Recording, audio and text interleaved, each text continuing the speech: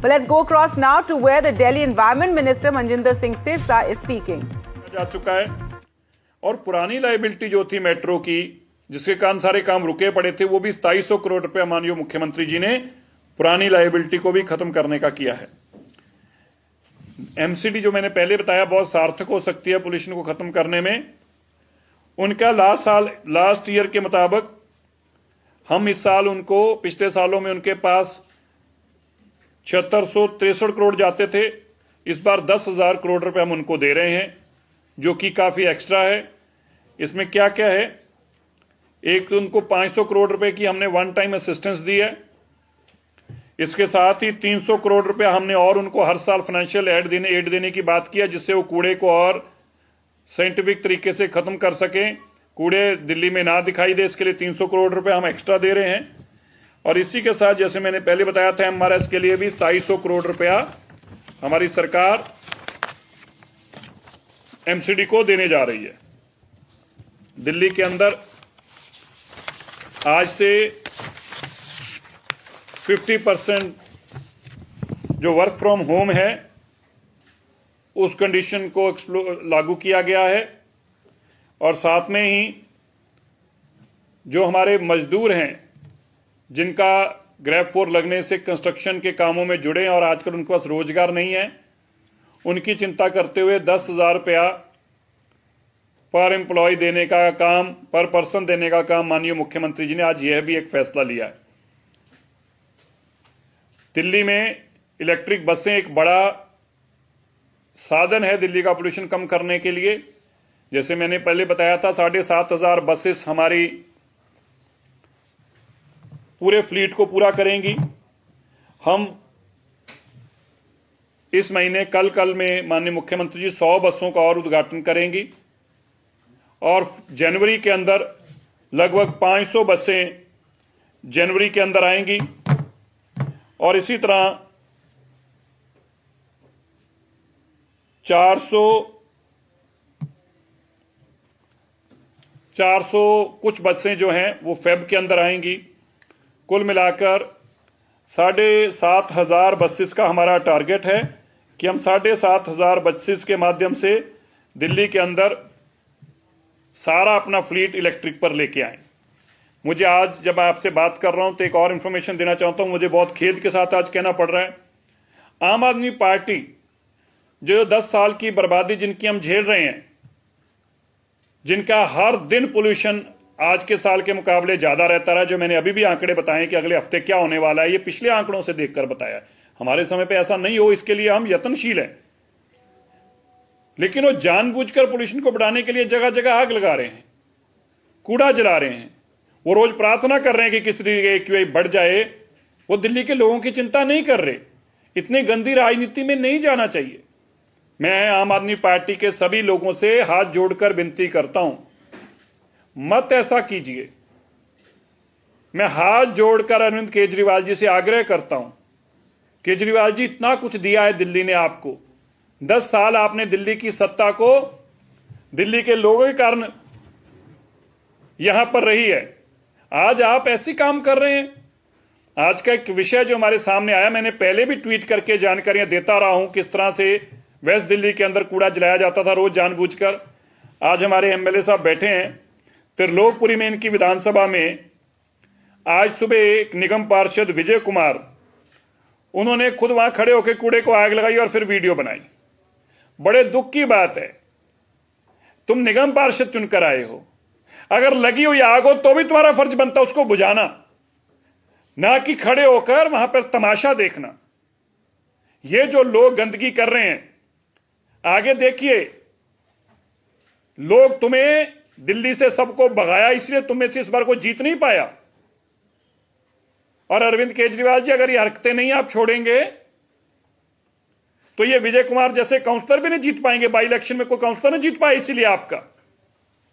मैं चाहूंगा हमारे एमएलए साहब आपको जानकारी देंगे, पर मैं बड़े दुख के साथ और फिर खेत के साथ और हाथ जोड़कर केजरीवाल जी आम आदमी पार्टी से आग्रह करता हूं, कृपया ऐसी गंदी राजनीति मत कीजिए। भाई, आपके बच्चे भी दिल्ली में रह रहे हैं, मत ऐसे अपने लोगों के लिए आप धुआं जला जला के आग लगाइए, ऐसा मत काम कीजिए। ये जो आप आग लगा रहे हैं, इसका नुकसान आपके बच्चों को भी हो रहा है, आम आदमी पार्टी के कार्यकर्ताओं के बच्चों को भी हो रहा है। मैं आम आदमी पार्टी के कार्यकर्ताओं से भी हाथ जोड़ के आग्रह करता हूं, मुझे पता है आप दिल्ली की चिंता करते हैं, आप समझाइए अपने नेताओं को, रोकिए इनको ऐसे काम करने से। इस तरह करना दिल्ली के लिए अच्छा नहीं है। मैं अभी आग्रह करूंगा, हमारे विधायक महोदय आपको बताएंगे किस तरीके से किस तरीके से ये सब घटनाक्रम घटा, और इनके पास वीडियो भी है। मैं चाहूंगा अगर ये टीवी पे चलाया जा सके तो चला के दिखाएंगे, जरा देखना, इंतजाम करना टीवी पे। चलिए आप बताओ पहले। सबसे पहले तो मैं धन्यवाद करता हूं हमारे आदरणीय मंत्री साहब का, सिरसा साहब का, जिन्होंने ये प्रेस कॉन्फ्रेंस के माध्यम से जो दिल्ली से जुड़े हुए मुद्दे हैं उनको, जो पॉल्यूशन के विरुद्ध।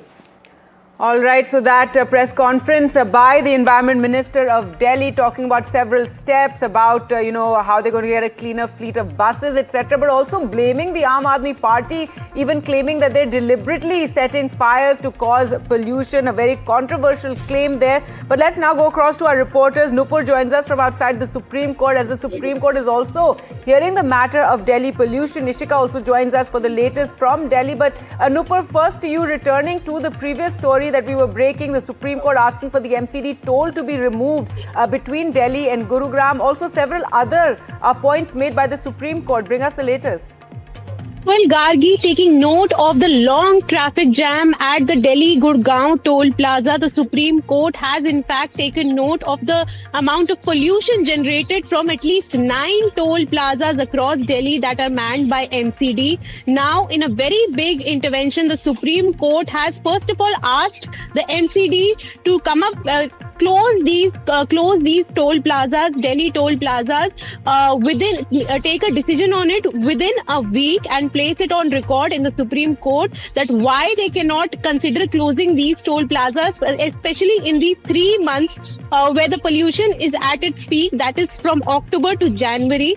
Now also this is the immediate plan that the Supreme Court is hinting at, but what is major development here is that the Supreme Court is hinting at a long-term plan where 9 toll plazas are completely shifted out from Delhi and they are adjusted at NHAI's toll plazas, and they have said that they will go through the amount of revenue generated by MCD, and it will also check that how much money the MCD is spending on correcting these highways on which they are collecting toll plazas. The Supreme Court is now taking complete account of urban mobility in the city. It is saying that it will go through the entire accounts. It has issued notice to the NHAI, and it has also issued notice to the MCD. On this particular case, the court has in fact made some very scathing remarks that people of the city are scared to go to their relatives' functions or attend marriages just because of the long jams and traffic jams at Gurgaon Delhi toll plaza. So this is in fact a big development. The top court is pitching for doing away at least 9 toll plaza in Delhi NCR.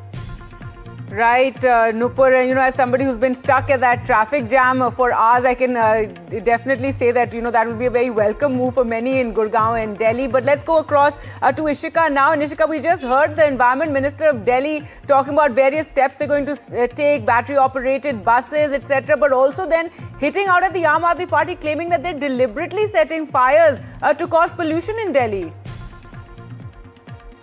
Oh yes, Gargi. In fact, today yet another press conference by the Delhi Environment Minister Manjinder Singh Sirsa, where he said that apart from the steps that are already being taken, there are some new steps that the Delhi government is now going to take, and one of them is that Delhi will now have its carpooling app. So that is something, that the Delhi government is looking forward to, because, they are saying that vehicular pollution continues to remain a major factor. And to control or rather curb that, public transport is something which, and in fact carpooling along with that is something that the government is urging the residents to do. But as you very rightly mentioned here, while in fact detailing the measures that are being taken so far, Manjinder Singh Sirsa today again hit out at the Aam Aadmi Party, and he has made here a big allegation against them, saying that the Aam Aadmi Party leaders are deliberately resorting to open burning, which is banned here in the national capital, and they are doing this just, for their politics. This is in fact a big allegation that has come from Environment Minister Manjinder Singh Sirsa, and he has now appealed to Arvind Kejriwal to in fact ask his leaders to stop this. So certainly the pollution politics also intensifying at this point in time, Gargi. But let me tell you, if we talk about the current AQI, it stands in the very poor category at 330 as per the CPCB data. So remains to be seen that after all of these measures are implemented, how much of a difference that is going to make on ground. Over to you.